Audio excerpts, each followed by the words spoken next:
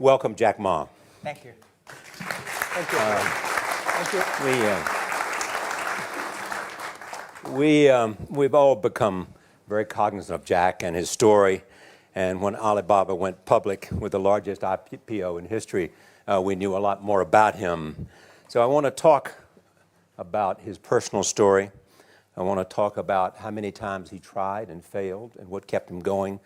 I want to talk about where he is today and how he got here, and where he is going and how he expects to get there.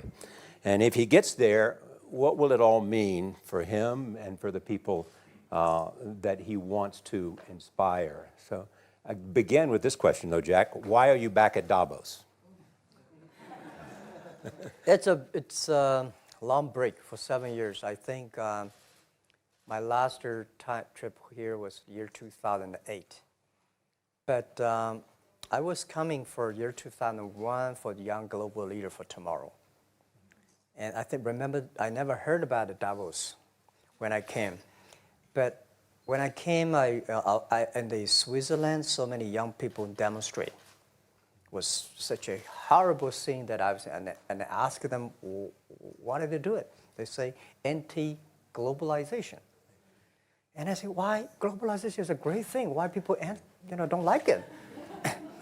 And then we come all the way for 2 hours here. There's a machine gun. There's people checking. I say, oh, God, is that a forum or is that prison we're going to go? Is that?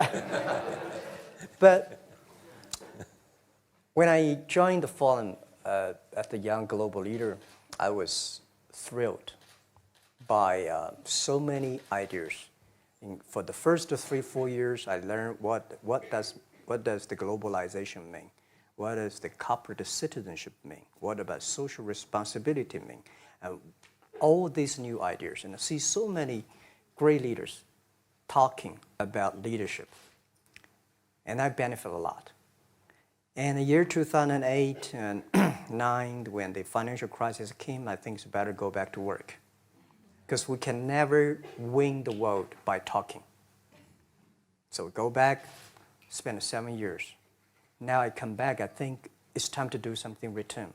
Because I learned so much. Let's talk 12 years ago. So why I should not talking to the young global leader of today, sharing with them how we've gone through. Okay. So that was the thing. Let's start with where you are today. Just how big is Alibaba? How many people come every day? How many people come in a week? How fast is it growing? Yeah, we have over 100 million buyers visiting our site, shopping our site every day. And we created 100 million every day. We created 14 million jobs for China, directly and indirectly. And we grow from 18 people to 30,000 people, 18 people in my apartment, to now we have a 4 big campus. Compared to 15 years ago, we were big, but compared to 15 years later, we're still a baby. How big will you be 15 years from now? I think 15 years ago, I told my team that in the past 15 years, we grow from nothing to this size. And 15 years later, I want people to know about Alibaba, know Taobao, because it's already everywhere. I want 15 years ago when we talk about what is e-commerce, why small business can using this e-commerce, this internet, can do business across the nation. And I hope 15 years later, people forget about e-commerce because they think it's like electricity. Nobody thinks it's a high tech today. Now, this is something that I don't want 15 years later, we still walk on the street talking about why and how e-commerce can help people. Talk about the IPO. Did it exceed your expectations? Well, it's a pretty small IPO, 250. Yes. Yeah. The largest IPO in the history of Wall Street. We raised. And number 2 was a Chinese bank. Thank you. I remember year 2001. We went to raise some 5 million, 3 million venture capitalist dollars in the USA, and got rejected. And I say we come back raising a little bit more. But I think, what we think more about is for $25 billion, how we can spend the money efficiently, because this is not the money, this is the trust from the world, the trust from those people. They want to do better jobs to help more people. They want to have a good return.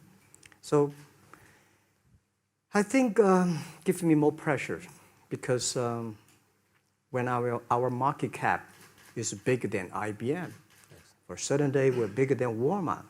We're one of the top 10, 15 largest market cap company in the world.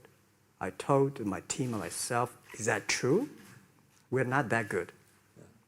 Because years ago, people say, Alibaba model is terrible.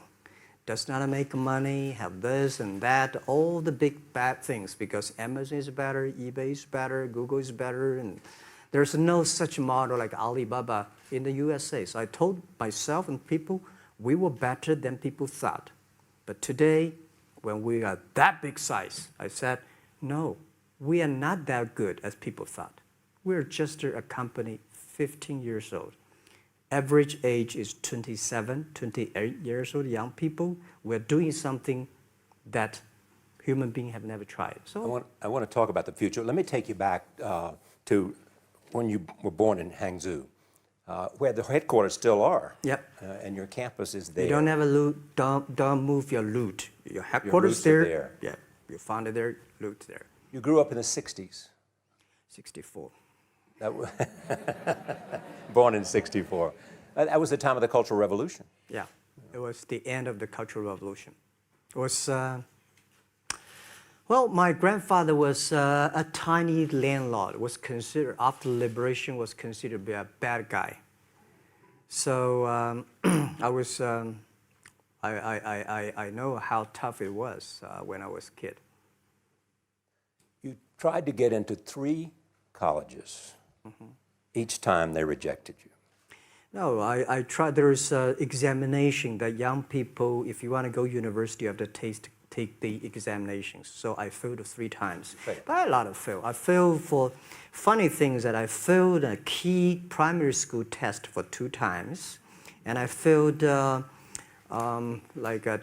times for the middle schools. And you will never believe in Hangzhou, my city, there's only 1 middle school that lasts only 1 year. It was changed from primary school to middle school because our graduates of our school, no middle school accept us because we were too bad. Yeah. They would become a middle school. What effect did it have, though, being rejected? Well, I think we have to get used to it. We're not that good. Even today, we still have a lot of people reject us. I think when I graduated from universities, and before I, for 3 years I tried to fill in the universities. So I applied jobs for 30 times, got rejected. I went for a police, they said, no, you're not good. I went to even the KFC. When KFC came to China, come to my city, 24 people went for the job. 23 people were accepted. I was the only one guy. And we went for police. 5 people, 4 of them accepted. I was the only guy that I received it. So to me, being turned down, rejected. Oh, by the way, I told you that I applied for Harvard for 10 times, rejected. I know I'll be rejected. I just want to say that. They're sorry now. 10 times you wrote them and said, I'd like to come to Harvard. Yeah. And then I told myself, someday I should go teach there, maybe. I think that can be arranged. Richard Nixon came to Hangzhou. Yeah. And after that, tourists flooded the place. Yeah. And that's how you learned English. Yeah. I really like I don't know why, at 12, 13 years old, that time I suddenly fell in love into the language, the English. And there's no place you can learn English at that time. There's no books, English books. So I went to the Hangzhou Hotel, now called Hangzhou Shangri-La Hotel, because that was the hotel can receive the foreign visitors. So every morning for 9 years, I showed them around as a free guide, and they taught me English. And I think that changed me. Today, I'm 100% made in China. I've never got a one-day train outside China. Yeah. And when people talk to me, say, Jack, how can you speak English like that? Why sometimes you talk like an Western guys? I think that was the 9 years. These Western tourists opened my mind because everything they told me are so different from the things I learned from the schools and from my parents. So now I have a habit. Whatever I see, whatever I read, I use my mind. Think about for 2 minutes. Is that how Ma Jun became Jack Ma? Actually, Jack, the name was given by a lady in tennis. She's a tourist. She came here and she said, came to Hangzhou. We become a pen friends. Ma Ring is so difficult to pronounce. So she said, do you have an English name? I said, don't. So can you give me an English name? She said, okay. She said, my father called it Jack. My husband called Jack. What do you think about Jack? I said, good. So I've been using that for that many years. Yeah. First visit to America, 1995? 1995, yeah. I would come here for a project helping the local government to building up a highway. And you tried the internet. I tried the internet in Seattle. And in a building called the USA Bank. I don't know whether the USA Bank is still there or not, but it's a building. And my friend opened a small office, which is like only 10% bigger than this room. And there are a lot of computers in there.